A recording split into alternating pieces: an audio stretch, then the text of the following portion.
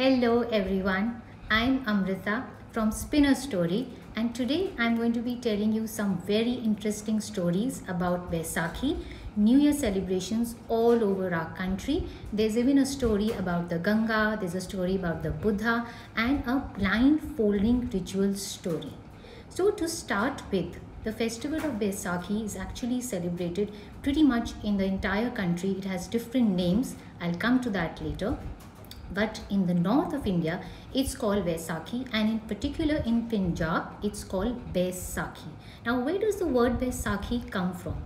Baisakhi actually comes from the word Vaisakh. So, in India, we follow the Hindu luni-solar calendar, which means we follow the movements of the sun as well as the moon, and our important festival dates never come on a fixed date every year. They keep on changing according to the calendar. So the month of Vaisakh in our calendar is the day we use to celebrate Vaisakhi. The first day of Vaisakh is Vaisakhi. Now, essentially, Baisakhi is a harvest festival. So, just like Diwali and Sankranti and Holi, they are harvest festivals. So is Baisakhi. Now, what are the crops that are actually harvested for this festival? Well, these are Rabi crops. Rabi crops are planted in the winter and then they are harvested in the springtime. So, what are these Rabi crops? Primarily, it is wheat, which is pretty much grown in the entire northern belt of India, especially in Punjab and Haryana and so on.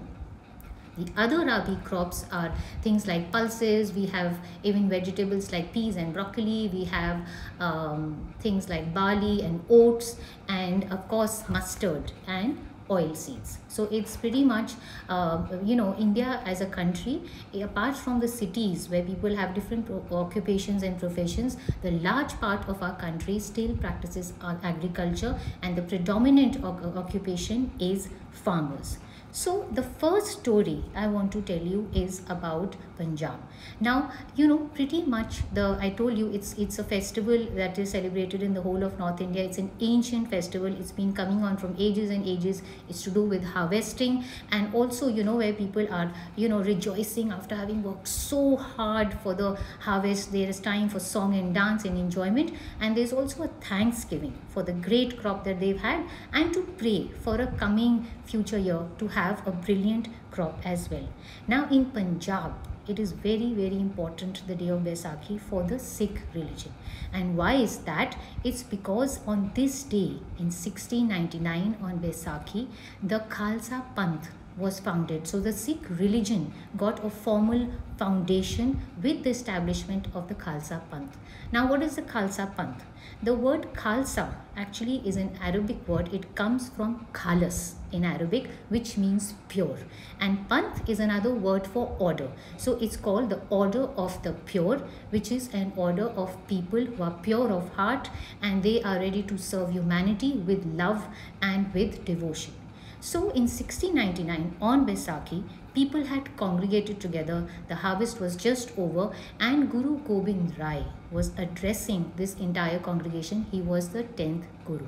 And there was a lot of problem at that time because the Mughal Emperor Aurangzeb was being a tyrant. He was oppressing people. There were a lot of problems because of it.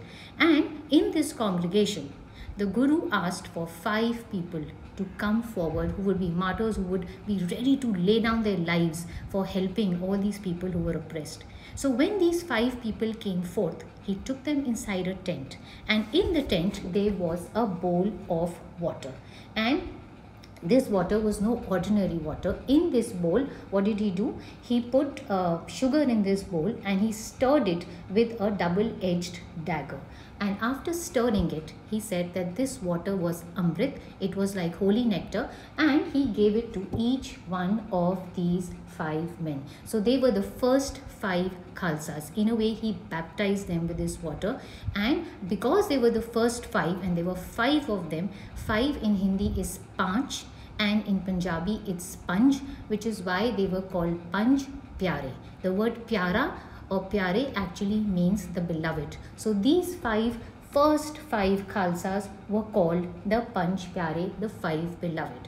And then after he had finished giving them this holy water of Amrit, he asked them in turn to give him this holy water and baptized him.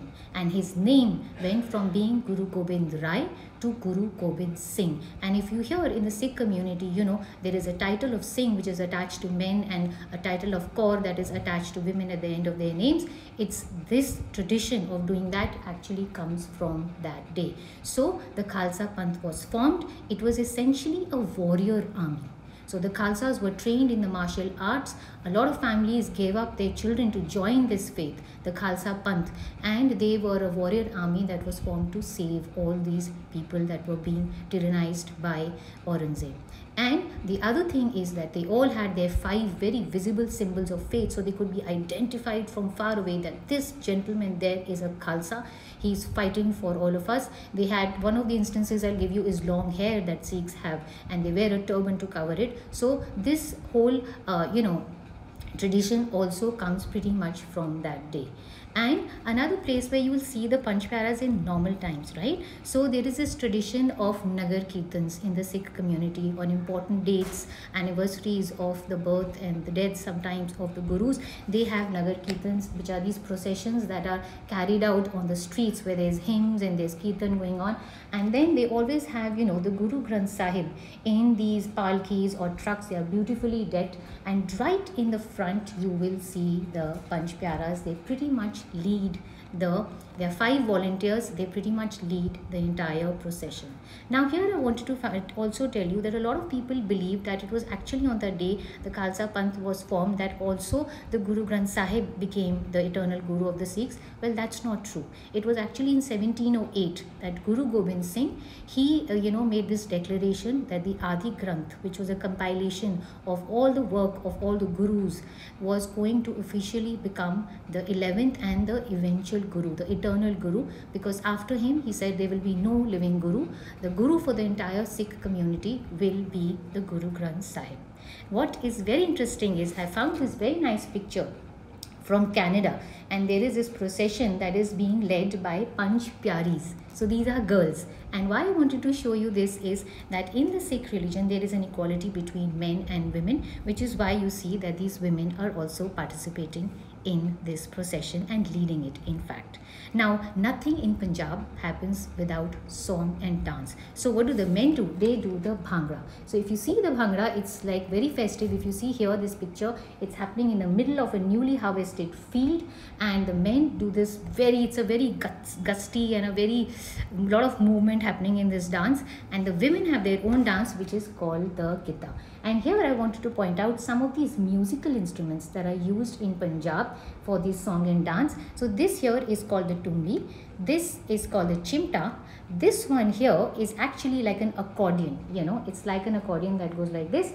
It's called the sap, named after a snake. And this, of course, we all know is the dhol or the drum. So I wanted to show you these musical instruments, and in addition they of course wear their special clothes. So the men normally, I've got these 2 little kids dressed up so sweetly here. The men mostly wear the lungi, okay, and then they wear a kurta with it and a waistcoat. Now a very special kind of turban is worn on doing the bhangra. It's got this side fan like thing on the side. It's called the turla or the turli, I think. And then for the women, what do they have? Of course, they wear salwar kameez. The kameez can be short or long. They wear a dupatta. They have special jewelry. They have tikkas, and they wear parandis, and there's a whole lot of things that they wear along with it. And olden times, they used to have this tradition of a long kameez also with a kagri, which is like a ghagra. The new versions that people wear are the shararas or the lehengas or something on those lines, which is a long flowy skirt. So this is a typical outfit that people wear in Punjab for Baisakhi when they're performing the dances. Now let's talk about food. I could talk an entire hour about the food that is consumed in Punjab for festivals. So of course there are different kinds of paranthas, right? So this is curry, which is made out of yogurt, and they put fried pakoras in it. There's of course chole bhature, there's kali dal, okay, and what else? You have lots and lots of sweets. All right, so apart from meethe chawal, which is this yellow saffron infused chawal, you have laddus, you have lassi. Now lassi in Punjab is not like the lassi you and I know. The glass can be as high as this board, and it is full of lassi. Is primarily made out of yogurt, but it is full of cream, it is full of sweet. You and I can probably be just drinking this much of it, and it's already too heavy for us. So the lassi is sumptuous. And they have firni, which is a dessert, which is again, it's based out of milk, and they put saffron and nuts in it. And this is the halwa, which is one of the most loved things. If you live in the cities, you can go to a gurdwara and you'll get it there. It's called kada prasad. It's mostly made out of wheat, which is atta. And the best thing that people love to have for Baisakhi is the jalebi, apart from all the other sweets that you see here. So that's talking about the food in the festival of Baisakhi. What else do we do?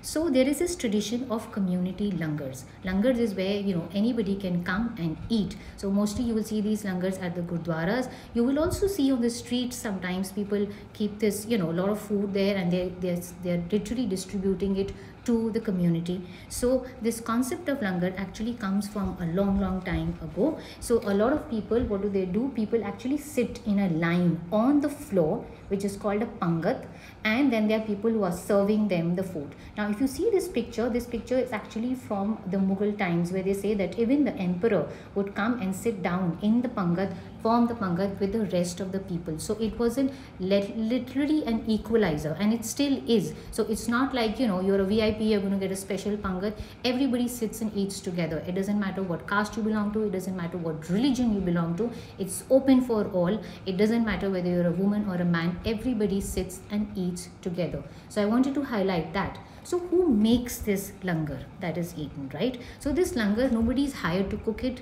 The vegetables and the wheat is not bought from anywhere. It's all the community. The people come up to the gurdwaras, or they're doing it on the streets.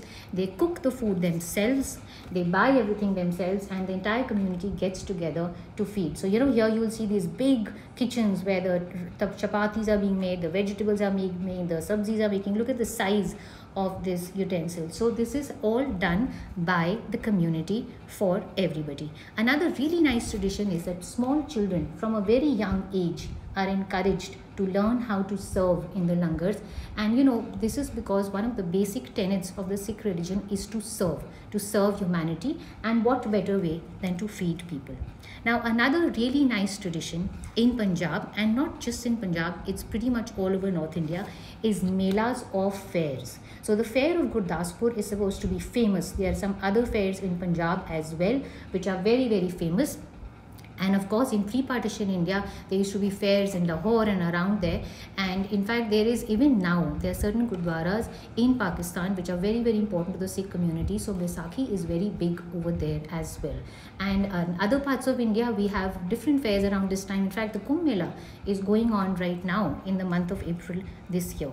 So the other tradition that we have in Vaisakhi is that people go to the gurdwaras, and they go and take a holy dip in the sarovars, or otherwise even in rivers and in ponds. There is this whole tradition of doing that.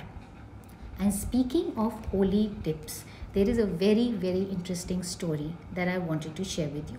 Now this story is the story of the goddess Ganga. Now the goddess Ganga, as we know, it's a sacred river. She used to live in heaven, and many centuries or eons ago, the myth is that she came down and descended to earth. And when she descended to earth, what did people do? They said, we want to go and have a dip in the river. So people lined up, especially Hindus, they all went and took a holy dip in the river. And why is that? Because it is believed that when you take a dip in the holy river, you are washing away all your sins, all your bad deeds, all the bad stuff you've done, and you are starting afresh, anew. And what I wanted to point out is, if you see all the Indian gods and goddesses, they'll always have an animal vehicle. And in the case of goddess Ganga, there is the crocodile. And why is it the crocodile? Because crocodiles are always found near water. So if you go to Haridwar, places like Haridwar, you will have at the Har Ki Pauri or the Brahm Kund, you'll have up to 50 lakh people around this time that they go and take a dip. 50 lakh people a day. You can't even imagine the figure, but that is the number of people who go. And also, not just the Ganga. There are rivers like the Jhelum in North India. There is the Tavi Also in Jammu, there is a Kaveri in South India. So there's this whole tradition of going to rivers and literally washing away your sins. And in fact, even in Bihar, they have a tradition of going to rivers and actually praying to the sun god Surya. Now another tradition, before that, let me just recap. So I gave you the traditions. People wear new clothes on Baisakhi or Vaisakhi in North India. They go to temples or they go to gurdwaras and they celebrate. They have this tradition of fairs, right? Now there's one more very nice tradition, which is the tradition of dan or charity. And what is that? Charity is giving, to people who don't have as much as you. So one tradition that I really loved and I wanted to show you is the tradition of gifting, these hand fans or pankhis and earthen pots or ghadas or matkas to people. And why did people do that? So, in ancient times, you remember, we didn't have the fan, we didn't have an AC, there was no electricity, right? So people used to feel hot, the summer is around the corner. So they would give hand pankhas because that would help to cool people down. And when you store your water in an earthen pot or a matka, it keeps the water cool. So I think it's so eco-friendly because the matka comes from the earth, the pankhis come from, fibers. It's such an eco-friendly, lovely way to do dan. And also in not so much in the cities anymore, but in smaller towns and villages, you still have people following this tradition of giving to those who don't have as much. And the other tradition there is of gifting and eating seasonal fruits. So what are the seasonal fruits? Okay, so there is a watermelon, there is a muskmelon, so tarboos, kharbuza, there's mango, there's pineapple, and there are other seasonal vegetables also, but mostly the fruits are gifted. And again, very scientific here because these are all cooling foods. They bring down the temperature of the body in the coming summer. Now, not just Baisakhi or Vaisakhi, there are some very important things that actually happened on the day of Baisakhi. Let me show you those. In 1875, Swami Dayanand Saraswati founded the Arya Samaj. Okay, and what was Arya Samaj? So this was an entire movement. It was a reformist movement in the Hindu religion where they said, let's go back to the Vedas. Let's go back to these ancient treasures of texts that we have, and instead of doing worship of so many gods and goddesses and idol worship, let's come back to the basics. So this was a back to the Vedas movement started by him in 1875. Another very interesting story is that Gautam Buddha, Lord Buddha as we know him, he attained enlightenment or nirvana on this day many centuries ago. So the story goes like this. He had been traveling, we know he was an ascetic. He sat under a tree in a place called Uruvela, and he sat under the tree for 49 days. And after that, there was this moment of awakening. There was this moment of, having found the true nature of life. And the tree that he sat under actually was a peepal tree. Also, some people say it was a fig tree. And that tree came to be known as the Pothi Tree. Now, the original Pothi Tree is not there, but in its place, Uruvela has now been named Bodh Gaya, okay? And the Bodhi tree is, there's a Bodhi tree planted there in the complex of the Mahabodhi temple. And Buddhists come from far and wide, to come and pay their respects and meditate under this Bodhi tree. Now, Bodhi actually comes from the word Buddhi, which means wisdom, as does the word Buddha. So that's an interesting thing that we learnt as well. Now I'm going to take you to South India.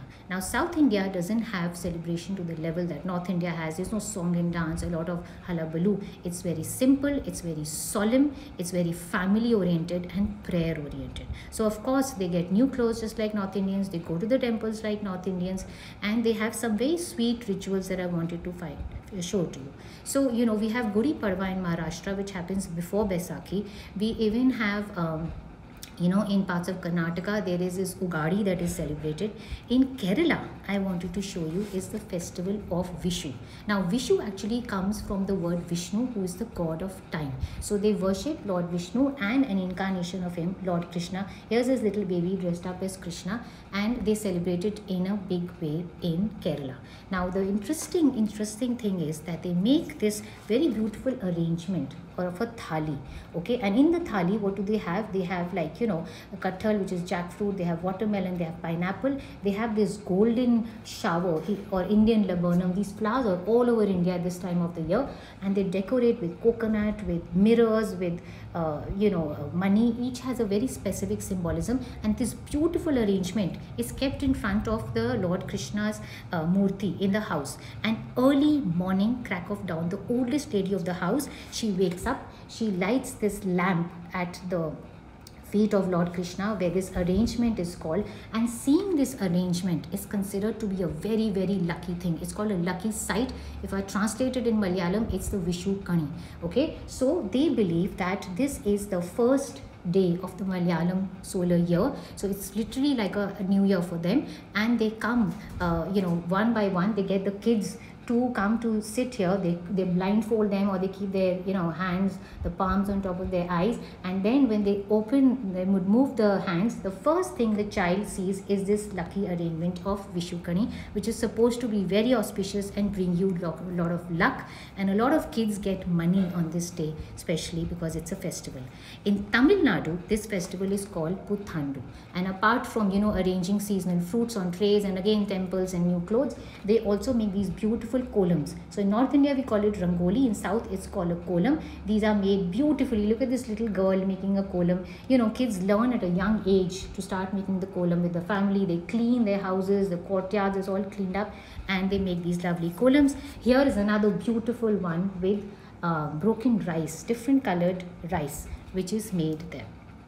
Now the next story I'm going to tell you is again very interesting. It talks about a calendar. So this story starts in Bengal in the 1550s. So the Bengalis, the farmers, used to follow something called the Foshali calendar, which was a Hindu solar calendar like this. This used to be a typical Hindu solar calendar. And then what happened when the Mughals came, the Mughals followed a lunar Hijri calendar, which was from the Arabic times. So there was a lunar calendar, the moon, a solar calendar, the sun, and there was a mix-up. So when the Mughal Emperor Akbar wanted to collect taxes according to his calendar, the Hindus were actually, the farmers predominantly, not just Hindus, even the local Muslims there, they were actually still farming. So they didn't have the money to pay the tax because they hadn't harvested their crops. So Emperor Akbar came up with this wonderful idea. He called his royal astronomer Shirazi and he said, I want you to combine both these calendars and make me a brand new one. So in 1556, they started this Tariq-e-Ilahi, which is the calendar which was still followed. Of course, there are different stories that say that this was not the reason, there was another reason, but I just thought this was such an interesting story and I wanted to bring it out. So after they had paid their taxes, they were free to celebrate and enjoy, and they called it, the Baisakhi. It there is normally celebrated on 14th or 15th of April, and it was called the Poila Baisakh. And Poila Baisakh is big in Bengal. It's celebrated like the New Year. They call it the Novo Borsho. And what you have people dressed up in, women especially, in white and red. Look at the face paints, look at the flowers. They are decked up completely, and it's a very big thing in Bengal. And of course, the food is different. The north eats wheat mostly. The south and the east, they eat rice. There's also the fried hilsa here, the fish, which is a real delicacy there. They love eating it. And another tradition they have is they start their new ledgers, the accounting ledgers called the Hal Khata. They start it on this day. And you'll see they make this auspicious sign of the swastik and the Om, and it's considered a very, very auspicious day for new beginnings. Now, the last story I want to tell you, which was my total favorite, I did not know about this earlier, is that Novo Borsho is celebrated in a big way in Bangladesh as well. Because you remember Bangladesh was once part of India. It's called Novo Borsho there itself. It's a national holiday and it's celebrated in such a unique way. So the Faculty of Fine Arts, the students and teachers get together and they come up with this parade and they make these beautiful animal floats. Okay, they are all made by these people and it goes down the main streets. It's a really beautiful sight to see. And here you see they even make these placards. They are beautiful placards. They have animal figures, they have flowers, they have fruits, a whole lot of things going on. And this parade is so special that UNESCO gave it a cultural intangible heritage tag. So this was something very, very interesting that I thought I wanted to show it and share it with you. Now, it's not just India that celebrates Baisakhi. I already told you the festival is essentially the same. It's a harvest festival, but you see it's celebrated in such unique and different ways all over the country. And not just India. Nepal celebrates this festival as Navvarsh. Sri Lanka celebrates it because part of South India, the Tamils had moved to Sri Lanka, so they have a celebration of this festival as well. And in Thailand also, 14th of April is their national holiday. It's the New Year day, which they call Songkran. So see how culturally we are so connected. You know, you don't realize it, but we are.